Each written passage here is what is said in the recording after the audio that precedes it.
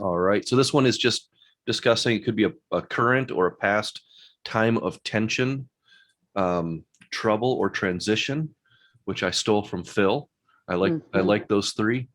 It's a great way of looking at conversation. So yeah, just same kind of thing, same attempt to do mostly reflections and not we're not looking for an outcome or a plan, but just to kind of understand where, on a map, where is this person with this situation, either past or present. So anybody have a situation that they'd be willing to talk about? Would you like to focus on me and Anna, or I mean, because Amanda's kind of in a supervisor role today, but I'm always fine talking. So I would be happy to listen again if. okay. Okay, cool. That works.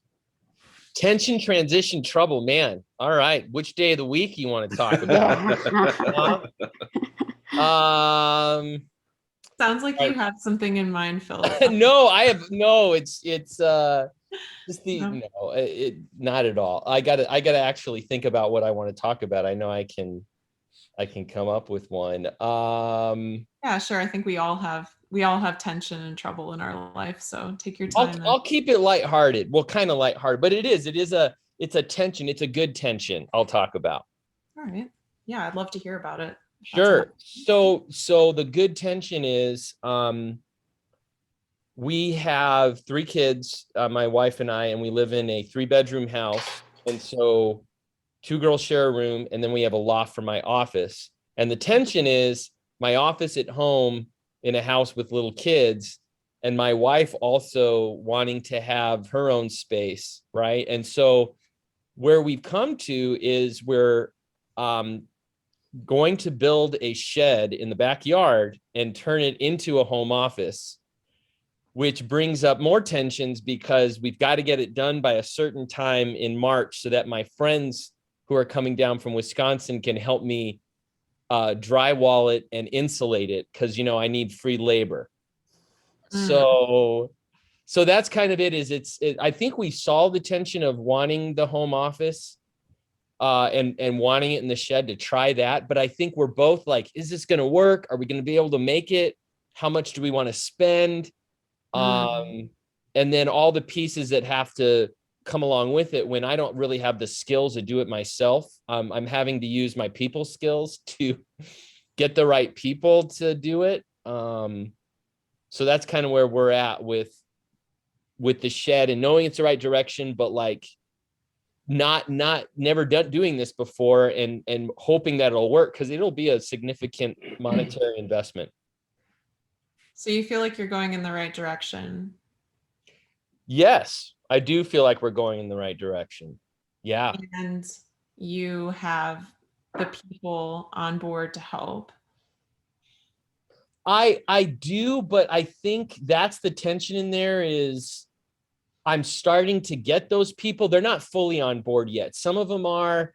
And then like one guy I'm going to trade labor with, and I need to solidify that. And then I also need to figure out who's going to help me redo the sprinklers. So that one's at one. I'm not sure who I'll go to. Electricity, I think I got it. Drywalling and insulation, I'm pretty sure. But all these aren't like solid yet. I think that's it. I'm not 100% sure those are all going to work out. You've got a solid deal with your wife on this, but you're kind of wheeling and dealing with your friends. Yes. Yeah. You seem you feel a little hesitant about wheeling and dealing with your friends and kind of the kinds of moves you're making right now. Yeah, I always feel hesitant because I don't want to overstep. I don't want to make them feel guilty into helping me. I really try and I want it to be fun. I want them to enjoy it. I don't want them to feel like I'm mooching them. With Eric Boehm, who's the electrician, I want to make sure if we're trading labor, I'm going to be a value to him, because I can swing a hammer and a shovel, or use a shovel, but like I'm not a handy guy. And so if it's like move these bricks over there, I'm your man. But if it's like figure out this system, I'm not your guy. But I think he just needs someone willing to help him and do that. So, but I want to make sure I'm valuable to him. because I know he'll be valuable to me because he knows how to put in electricity to my shed. You absolutely could not achieve this without the help of your friends. So Like, no, I mean, given 10 years of learning, maybe, but no, I need other people. I just know that about myself for certain projects. My skill is to bring people together and hopefully make it fun and a relationship experience. It's usually not to do stuff myself. and your friends are getting out of this like a closer friendship with you and each other and time spent on a project that will be meaningful for your family. Yeah, Which is that's investment in your friendship. That's a good reflection. I think, you know what, if I think more that way with Eric, he's in my growth group, but don't just worry about, am I bringing value? But like when I'm working with him, we can have some good conversations and maybe I can practice motivational interviewing when we do it. And then with my other friends, Matt and Brian and Brad with the insulation and drywall, I actually do think they're going to have a ton of fun with it. I really do. Because I think from hearing from them, they've stayed at my house for like 12 years. And Matt's like, Phil, we've stayed at your house 12 years in a row. I think we can drywall your shed. So I think they might view it as a way to give back a little bit. Your friends absolutely do not feel imposed upon. I don't think they do. I think that's just in my mind. And I know they'd be honest with me if they really didn't want to do it. You have really strong relationships with your friends.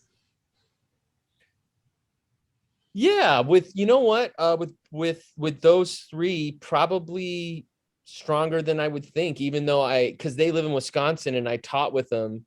But yeah, they've come every year. That's good. You've opened up your house to them for 12 years in a row. Yeah. And you enjoy them. A lot. Yep. Good stuff. I don't know. Yeah, maybe we can stop there. But, yeah. Any thoughts or comments about that? That was really good, Anna. I felt like you felt kind of guilty and like you were not providing value. And by the end, and I kind of was like, are you mooching off your friends in my own head? I'm trying not to be judgmental, but I was like, oh, like he doesn't feel good about this. Should he not feel good about this? But then as like we were going, I was like, no, like you have a lot to give and your friends are happy to help because of the strong bonds that you've had over the years. And certainly like they don't see an issue with this. So why would you need to see an issue with this? It's kind of where my head was in the background. Yeah. I thought that was skillful too, because you were kind of like, so you and your wife are in agreement. Really where the tension is with coordinating all these other activities with your friends. And then you kind of honed in on it's not necessarily the logistical aspect of it, but it's the relational piece of am I imposing or not. And that was all done through reflections. Yeah. Yeah, it's interesting too. I think in these situations when the listener and then the speaker is speaking, it actually helps them reflect more.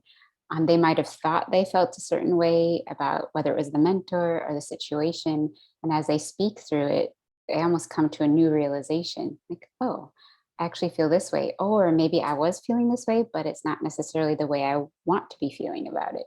Yeah. So it's interesting. Yeah, absolutely. That's really fascinating. And you could definitely see more than once when Anna said something, Phil was like, huh,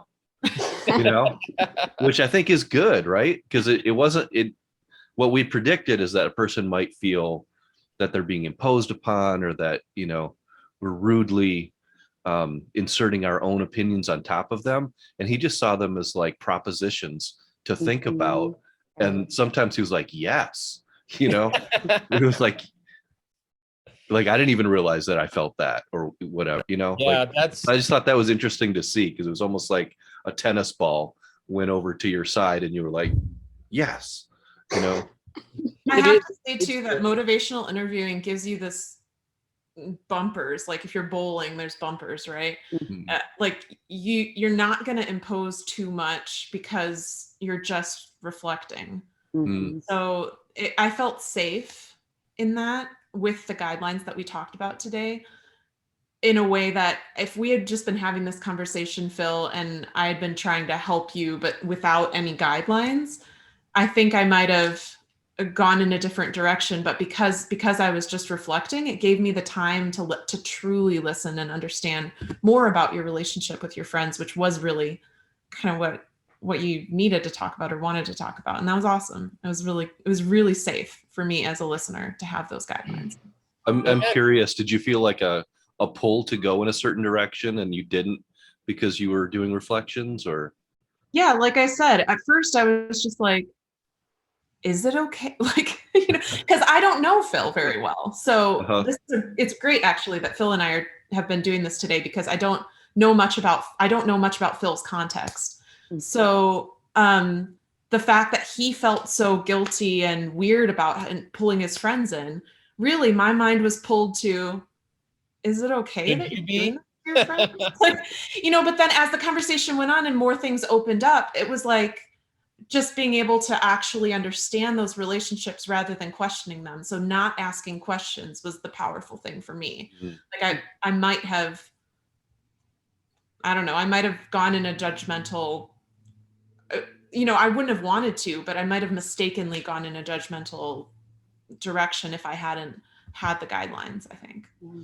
Interesting. Or Yeah, I that's think a good point, Anna. I think I sometimes will tend to do that, but really, like, in all honesty, both the times you listened to me was very helpful in because it just helped me really get a better understanding of what do I really think and feel about it, because that's the whole goal, right? Is to get and to help me with some next steps. Because even what you said, Jason, at the end, when you said, about it was more of the with relationships and not so much logistical. It's actually both, because there is some logistic things that I'm still worried about. But to hear you even say that helped me be like, no, it is a little logistical. Okay. But you're right. It's helpful that make that statement. It's clear for me to decide, is that right or not, Mm-hmm. and to go for it. So And even to a, move so on even a without wrong guilt reflection. about the relationship, even though there are logistical issues. Mhm. Yeah.